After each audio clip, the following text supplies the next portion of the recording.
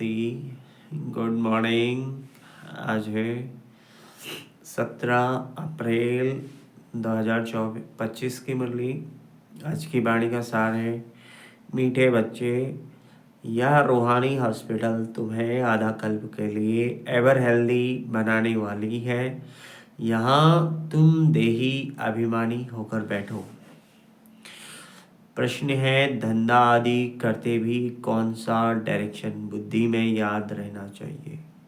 उत्तर है, बाप का डायरेक्शन है तुम किसी साकार व आकार को याद नहीं करो। एक बाप की याद रहे तो विकर्म विनाश हो। इसमें कोई ये नहीं कह सकता कि फुर्सत नहीं। सब कुछ करते भी याद में रह सकते हो।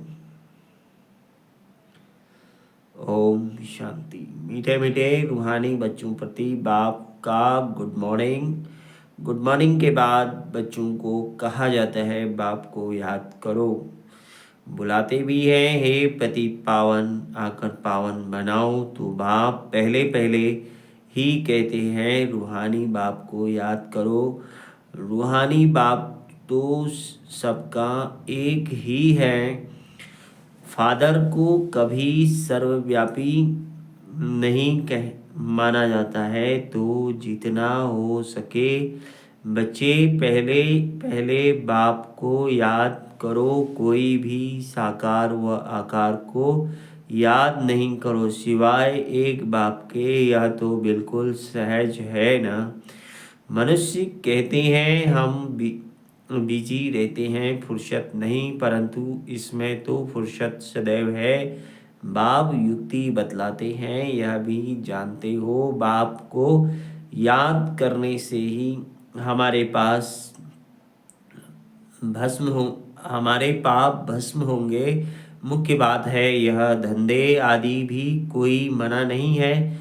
वह सब करते हुए सिर्फ बाप को याद करो तो विकर्म विनाश हो। यह तो समझते हैं हम पतित हैं। साधु संत ऋषि मुनि आदि सब साधना करते हैं। साधना की जाती है भगवान से मिलने की। जो सब जब तक उनका परिचय न हो तब तक तो मिल नहीं सकते। तुम जानते हो बाप का परिचय दुनिया में कोई को भी नहीं है। देह का परिचय तो सबको है, बड़ी चीज है, परिचय झट हो जाता है। आत्मा का परिचय तो जब बाप आए तब समझाए। आत्मा और शरीर दो चीजें हैं। आत्मा एक स्टार है और बहुत सूक्ष्म है, उनको कोई देख नहीं सकते। तो यहाँ जब आकर बैठते हैं तो देही अभिमानी होकर बैठना है। यह भी एक हॉस्पिटल है ना। आधा कल्प के लिए एवर हेल्दी होने की आत्मा तो है अविनाशी, कभी विनाश नहीं होती। आत्मा का ही सारा पार्ट है। आत्मा कहती है मैं कभी विनाश को नहीं पाती हूँ। इतनी सब आत्माएं अविनाशी हैं, शरीर है विनाशी। अब तुम्हारी बुद्धि में यह बैठा हुआ है कि हम आत्मा अविनाशी हैं। हम 84 जन्म लेते हैं, यह ड्रामा है। इसमें धर्म स्थापक कौन कौन कब आते हैं, कितने जन्म लेते होंगे, यह तो जानते हो। 84 जन्म जो गाए जाते हैं जरूर किसी एक धर्म के होंगे। सभी के तो हो न सके, सब धर्म इकट्ठे तो आते नहीं। हम दूसरों का हिसाब क्यों बैठ निकालें। जानते हैं फलाने फलाने समय पर धर्म स्थापन करने आते हैं, उसकी फिर वृद्धि होती है। सब सतोप्रधान के से तमोप्रधान तो होने ही हैं। दुनिया जब तमोप्रधान होती है तब फिर बाप आकर सतोप्रधान सतयुग बनाते हैं। अभी तुम बच्चे जानते हो हम भारतवासी ही फिर नई दुनिया में जा आकर राज करेंगे और कोई धर्म नहीं होगा। तुम बच्चों में भी जिनको ऊंच मर्तबा लेना है वह जास्ती याद में रहने का पुरुषार्थ करते हैं और समाचार भी लिखते हैं कि बाबा हम इतना समय याद में रहता हूँ। कई तो पूरा समाचार लज्जा के मारे देते नहीं हैं, समझते हैं बाबा क्या कहेंगे, परंतु मालूम तो पड़ता है ना। स्कूल में टीचर स्टूडेंट्स को कहेंगे ना कि तुम अगर पढ़ेंगे नहीं तो फेल हो जाएंगे। लौकिक माँ बाप भी बच्चे की पढ़ाई से समझ जाते हैं यह तो बहुत बड़ा स्कूल है, यहाँ तो नंबरवार बैठाया जा नहीं जाता है, के बुद्धि से समझा जाता है, नंबरवार तो होते ही है ना। अब बाबा अच्छे अच्छे बच्चों को कहाँ भेज देते हैं, वह फिर चले जाते हैं तो दूसरे लिखते हैं हमको महारथी चाहिए तो जरूर समझते हैं वह हमसे होशियार नामी ग्रामी हैं, नंबरवार तो होते ही हैं ना। प्रदर्शनी में भी अनेक प्रकार के आते हैं तो गाइड्स भी खड़े रहने चाहिए जांच करने के लिए। रसी रिसीव करने वाले तो जानते हैं यह किस प्रकार का आदमी है तो उनको फिर इशारा करना चाहिए कि इनको तुम समझाओ, तुम भी समझ सकते हो। First grade second grade third grade सब हैं वहाँ तो सबकी सर्विस करनी ही है। कोई बड़ा आदमी है तो जरूर बड़े आदमी की खातिरी तो सब करते ही हैं, यह फायदा है। बाप अथवा टीचर बच्चों की क्लास में महिमा करते हैं, यह भी सबसे बड़ी खातिरी है। नाम निकालने वाले बच्चों की महिमा अथवा खातिरी की जाती है, यह फलाना धनवान है, रिलीजियस माइंडेड है, यह भी खातिरी है ना। अब तुम यह जानते हो ऊंच ते ऊंच भगवान है, कहते भी हैं बरोबर ऊंच ते ऊंच हैं, परंतु फिर बोलो उनकी बायोग्राफी बताओ तो कह देंगे सर्वव्यापी हैं, बस एकदम नीचे कर कर देते हैं। अब तुम समझा सकते हो सबसे ऊंचे ते ऊंच है भगवान, वह है मूल वतनवासी, सूक्ष्म वतनवासी में हैं देवताएं, यहाँ रहते हैं मनुष्य तो ऊंच ते ऊंच भगवान वह निराकार ठहरा। अभी तुम जानते हो हम जो हीरे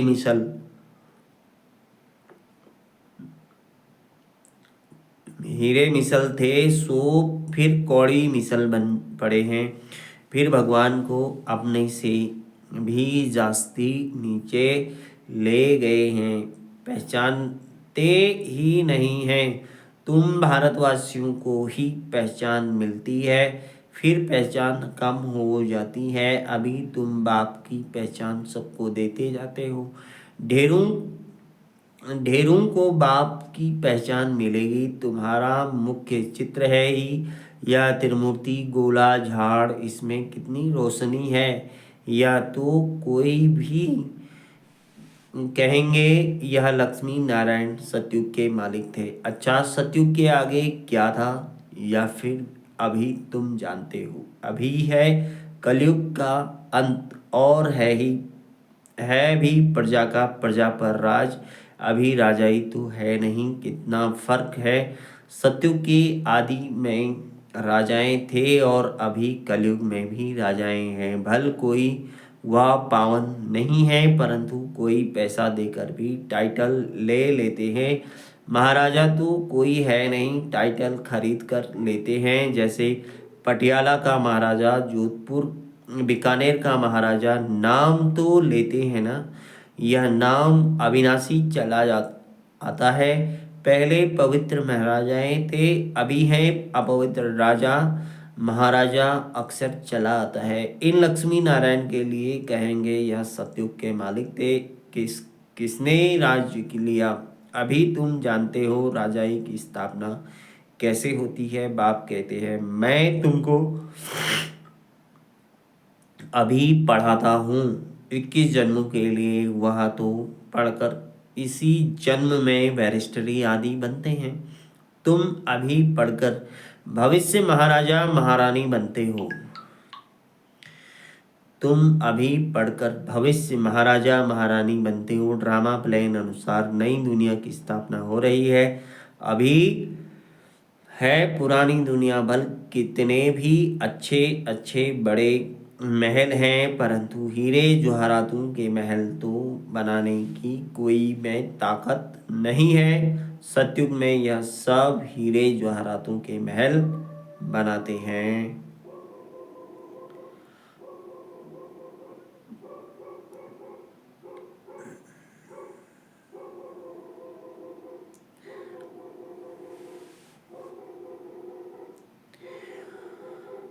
बनाने में कोई देरी थोड़ी ही लगती है। यहाँ भी अर्थक्वेक आदि होती है तो बहुत कारीगर लगा देते हैं। 1-2 वर्ष में सारा शहर खड़ा कर देते हैं। नई दिल्ली बनाने में करके 8-10 वर्ष लगे, परंतु यहाँ के लेबर और वहाँ के लेबर्स में तो फर्क रहता है ना। आजकल तो नई नई इन्वेंशन भी निकालते रहते हैं। मकान बनाने की साइंस का भी जोर है। सब कुछ तैयार मिलता है झट। फ्लैट तैयार बहुत जल्दी जल्दी बनाते हैं। तो यह सब वहाँ काम में तो आते हैं ना। यह सब साथ चलने हैं। संस्कार तो रहते हैं ना। यह साइंस के संस्कार भी चलेंगे। तो अब बाप बच्चों को समझाते रहते हैं, पावन बनना है तो बाप को याद करो। बाप भी गुड मॉर्निंग कर फिर शिक्षा देते हैं। बच्चे बाप की याद में बैठे हो, चलते फिरते बाप को याद करो, क्योंकि जन्म जन्मांतर का सिर पर बोझा है। सीढ़ी उतरते उतरते 84 जन्म लेते हैं। अभी फिर एक जन्म में चढ़ती कला होती है। जितना बाप को याद करते रहेंगे उतना खुशी भी होगी, ताकत भी मिलेगी। बहुत बच्चे हैं जिनको आगे नंबर में रखा जाता है, परंतु याद में बिल्कुल रहते नहीं है। भल ज्ञान में तीखे हैं, परंतु याद की यात्रा है नहीं। बाप तो बच्चों की महिमा करते हैं। यह भी नंबर 1 में है तो जरूर मेहनत भी करते होंगे ना। तुम हमेशा समझो कि शिव बाबा समझाते हैं तो बुद्धि योग वहाँ लगा रहेगा। यह भी सीखता तो होगा ना। फिर भी कहते हैं बाबा को याद करो। किसको भी समझाने के लिए चित्र हैं। भगवान कहाँ ही जाता है निराकार। भगवान कहाँ ही जाता है निराकार को, वह आकर शरीर धारण करते हैं। एक भगवान के बच्चे सब आत्माएं भाई भाई हैं। अभी इस शरीर में विराजमान है। अभी आधा अकाल मूर्त हैं। यह अकाल मूर्त आत्मा का तख्त है। अकाल तख्त और कोई खास चीज नहीं है। यह तख्त है अकाल मूर्त का। भ्रुकुटी के बीच में आत्मा विराजमान होती है। इसको कहा जाता है अकाल तख्त। अकाल तख्त अकाल मूर्त का आत्माएं सब अकाल है। कितनी अति सूक्ष्म है। बाप तो है निराकार, वह अपना तख्त कहाँ से लाए। बाप कहते हैं मेरा भी यह तख्त है, मैं आकर इस तख्त का लौन लेता हूँ। ब्रह्मा के साधारण बूढ़े तन में आकर तख्त पर आकर बैठता हूँ। अभी तुम जान गए हो सब आत्माओं का यह तख्त है। मनुष्यों की ही बात की जाती है जानवरों की तो बात नहीं, पहले जो मनुष्य जानवर से भी बदतर हो गए हैं, वह तो सुधरे। कोई जानवर की बात पूछे बोलो पहले अपना तो सुधार करो। सतयुग में तो जानवर बड़े अच्छे फर्स्ट क्लास होंगे, किचड़ा आदि कुछ भी नहीं होगा। किंग के महल में कबूतर आदि का किचड़ा हो तो दंड डाल दे, जरा भी किचड़ा नहीं, वहाँ बड़ी खबरदारी रहती है। पहरे पर रहते हैं, कभी कोई जानवर आदि अंदर घुस न सके। बड़ी सफाई रहती है, लक्ष्मी नारायण के मंदिर में भी कितनी सफाई रहती है। शंकर पार्वती के मंदिर में कबूतर भी दिखाते हैं तो जरूर मंदिर को भी खराब करते होंगे। शास्त्रों में तो बहुत दंत कथाएं लिख दी हैं। अभी बाप बच्चों को समझाते हैं, उनमें भी थोड़े हैं जो धारणा कर सकते हैं, बाकी तो कुछ नहीं समझते। बाप बच्चों को कितना प्यार से समझाते हैं, बच्चे बहुत बहुत मीठे बनो, मुख से सदैव रत्न निकलते रहे। तुम हो रूप रूप बसंत, तुम्हारे मुख से पत्थर नहीं निकलने चाहिए। आत्मा की ही महिमा होती है। आत्मा कहती है मैं प्रेसिडेंट हूँ, फलाना हूँ, मेरे शरीर का नाम यह है आत्मा। अच्छा, आत्माएं किसके बच्चे हैं? एक परमात्मा के, तो जरूर उसने उससे वर्षा मिलता होगा, वह फिर सर्वव्यापी कैसे हो सकता है? तुम समझते हो हम भी पहले कुछ नहीं जानते थे, अभी कितनी बुद्धि खुली है। तुम कोई भी मंदिर में जाएंगे समझेंगे यह तो सब झूठ चित्र हैं। 10 भुजाओं वाला हाथी की सूंड वाला कोई चित्र होता है क्या? यह सब है भक्ति मार्ग की सामग्री। वास्तव में भक्ति होनी चाहिए कि एक शिव बाबा की जो सबका सदगति दाता है, तुम्हारी बुद्धि में है। यह लक्ष्मी नारायण भी 84 जन्म लेते हैं, फिर ऊंच ते ऊंच बाप ही आकर सबको सदगति देते हैं। उनको बड़ा उनसे बड़ा कोई है नहीं। यह ज्ञान की बातें तुम्हारे में भी नंबरवार धारण कर ले सकते हैं, धारणा नहीं कर सकते तो बाकी क्या काम के रहे। कई तो अंधों की लाठी बनने के बदले अंधे बन जाते हैं। गौ जो दूध नहीं देती तो उसे पिंजरपुर में रखते हैं, यह भी ज्ञान का दूध नहीं दे सकते हैं। बहुत है जो कुछ पुरुषार्थ नहीं करते, समझते नहीं कि हम कुछ तो किसका कल्याण करें, अपनी तकदीर का ख्याल ही नहीं रहता है। बस जो कुछ मिला सो अच्छा तो बाप कहेंगे इनकी तकदीर में नहीं है। अपनी सदगति करने का पुरुषार्थ तो करना चाहिए, देही अभिमानी बनना है। बाप कितना ऊंच ते ऊंच है, और आते देखो कैसे पतित दुनिया पतित शरीर में है। उनको बुलाते ही पतित दुनिया में है।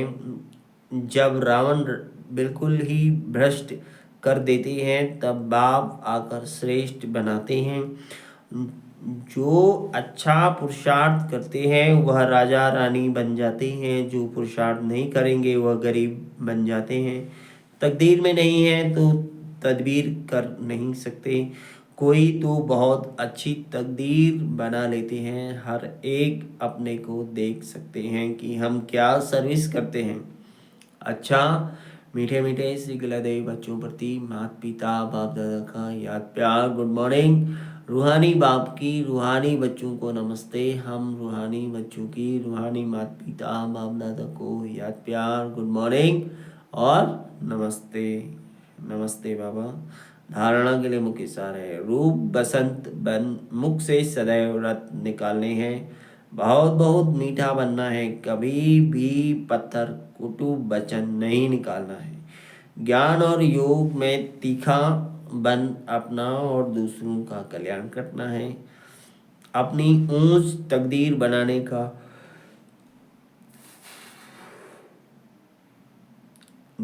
का पुरुषार्थ करना है। अंधों की लाठी बनना है। वरदान है त्रि त्रिस्मृति स्वरूप। त्रिस्मृति स्वरूप का तिलक धारण करने वाले संपूर्ण विजयी भव।